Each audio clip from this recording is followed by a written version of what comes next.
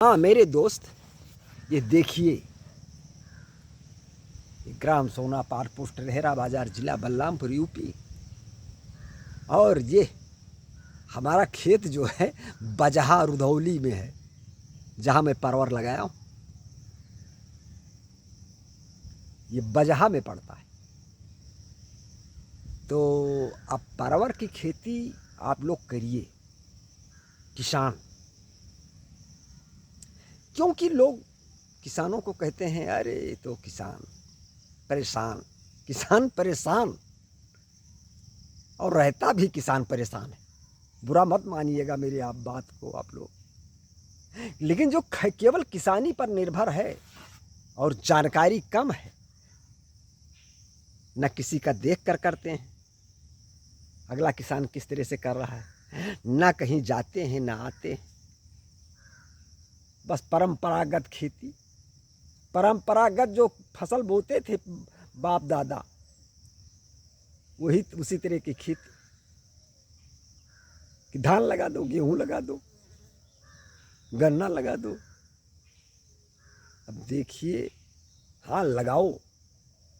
अब खेत का चयन करना चाहिए कि यह खेत तुम्हारा किस लायक है। अच्छे, ये पानी ज्यादा मांगता है, ये पानी कम लगता है इस फसल में, या हमारे पास साधन नहीं है इस जगह, कहीं पर हमारे पास साधन है कहीं नहीं है, कहीं बलुई मिट्टी है, कहीं दोमट मिट्टी है, कहीं चिकनी मिट्टी है। तो उस तरह से चयन कर लो। जैसे खलार जमीन जहाँ कहीं है, पानी लगता है, चिकनी मिट्टी है, वहाँ आप कौन सी फसल सब्जी कर सकते हैं। वहाँ तो केवल आपको धान ही धान बैठाना पड़ेगा, मजबूरी है। चलो ठीक, पड़ा क्यों रहा है फसल खेत हमारा, पारती क्यों पड़ा रहा है, उसमें पिल्लर लगवा दो, सीमेंटेड। इसलिए कि जो लकड़ी का लगाएंगे आप लोग तो सड़ जाएगा पानी में, और पानी में कहीं गिर गया तो फिर दोबारा लगा नहीं सकते। इसलिए थोड़ा जो खेती करते हो तो उसकी व्यवस्था पहले, खेती बाद में।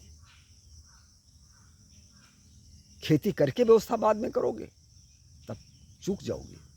इसलिए पहले व्यवस्था उसी लागत में अपने फसल के जोड़ दो कि हमारा पिल्लर चलेगा 5 साल, 10 साल, 2 साल, 4 साल। आज ही एक ही बार तो लागत लगना है, उसी फसल में अपना जोड़ दो। खाद कम डालो, मेहनत से निराई गुड़ाई करके थोड़ा बहुत काम ले लो। पिल्लर का दाम लगेगा तो, तार का दाम लगेगा तो इसी तरह से किसान को सीखने की जरूरत है। शिक्षा लोग कहते हैं अरे शिक्षा क्या, कलम, बस कलम कागज ले लो बस शिक्षा हो गया।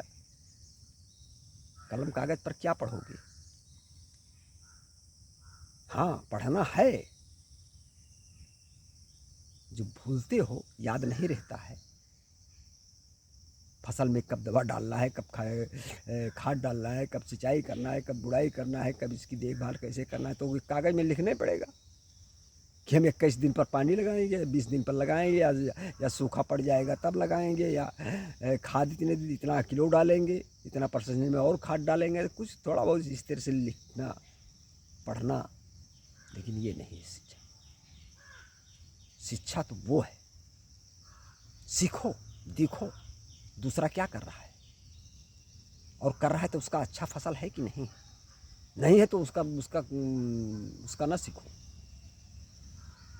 अच्छे किसान का, जिसका पैदावार है अधिक से अधिक है, क्या डाल रहा है खेत में, कैसे कर रहा है, चुपके से डाल रहा है कि बताता है या नहीं बताता है, गहराई से अध्ययन करना पड़ेगा।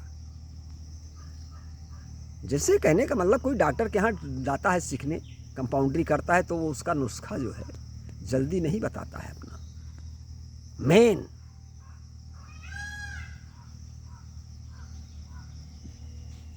कहीं कारीगरी, इंजीनियरिंग, मोटर, कहीं न कहीं यहाँ लोग लड़के सीखते हैं तो तुरंत वो पूरा अपना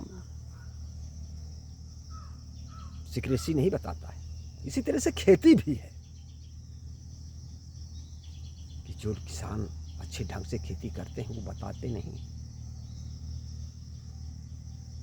तो अब ये परवर मेरे यहाँ लगा है और अभी तक तो मैं परवर का लच्छी दे देता, फ्री में दे देता और दे भी दूंगा। 2-4 पौधे अगर किसी को सब्जी, केवल सब्जी के लिए लगाना है तो दे भी दूंगा, लेकिन अगर किसी को खेती करना है, अधिक लगाना है तो उसको एक मीटर 10-15 रुपए से नीचे मैं नहीं दूंगा। 20 रुपये 25 रुपये मीटर लूँगा और उसका खेती करवा दूंगा, बता दूंगा। और ये इस साल लच्छी इसका बिकेगा। लच्छी जो डोंग है अच्छा निकलते हैं इसमें सब, वो सब अक्टूबर नवंबर में बिकेंगे। तो आप लोगों को अगर खेती करना है और करिए, एक बार देखिए, क्योंकि इससे अधिक सुकून किसी फसल में है नहीं। साथियों, अब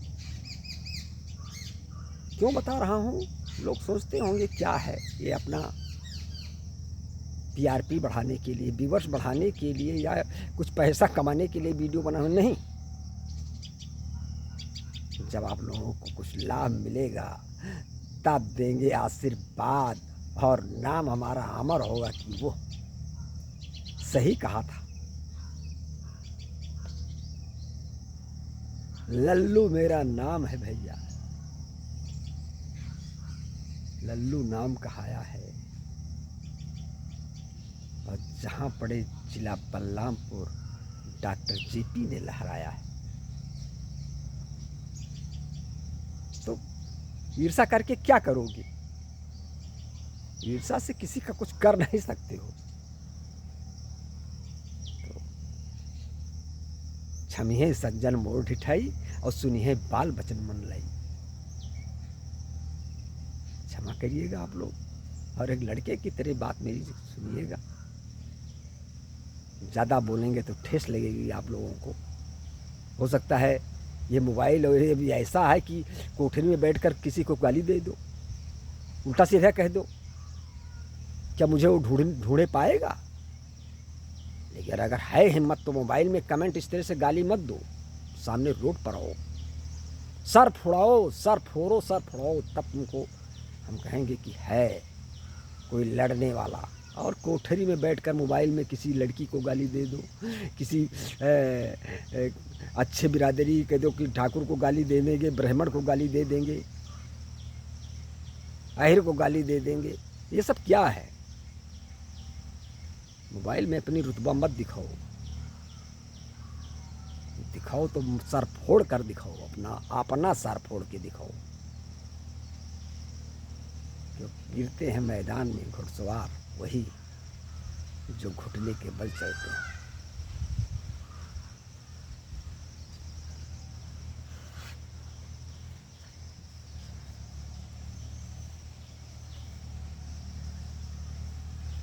तो गिरोगे तो घुटने के बल चलोगे और शेर वही बोलोगे। था जब था तब था, आज बेचारा गिरा है। तो ठीक है, हम तो अपना भूल रहे हैं, किसी को गाली नहीं दे रहे हैं, लेकिन अब तैस की बातें तो है ही, क्योंकि जबान तो रहेगा ही। इस जबान में ये कोठरी में हम नहीं बैठे हैं, और आज तक मैं 60 साल की उम्र तक कोठरी में बैठकर नहीं बोला हूँ। देश विदेश तो नहीं मैंने गया कि लुधियाना, बम्बई, ये भी दूसरा स्टेट भी नहीं गया ज़्यादा, लेकिन अपने यहाँ यूपी में कई जिलों में मैं रात दिन एक करके काम किया।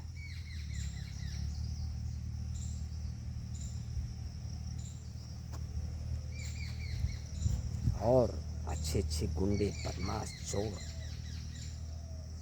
अधिकारी, कर्मचारी, नेता, सबके यहाँ मैंने बिजनेस किया है।